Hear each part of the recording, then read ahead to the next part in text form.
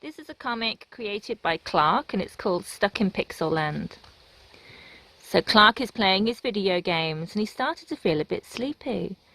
And suddenly he was dreaming that he'd been teleported to a different pixelated dimension. He opened his eyes, and his vision cleared, and everything had turned into pixels. Was this real? His hands were blocks. And then he remembers, this looks just like a game I was playing. As he was adjusting to his surroundings, he heard a noise, rustle, rustle. And suddenly from behind a tree, a zombie appeared. Clark realized that when he played games, he needed weapons. So he ran into the forest and crafted a sword, and he was ready for battle. Clark ran at the zombie and defeated him. And Clark had faced his first challenge, and now he realized that he had an even bigger one. How do I get home? Thank you, Clark, for creating such an amazing comic with Make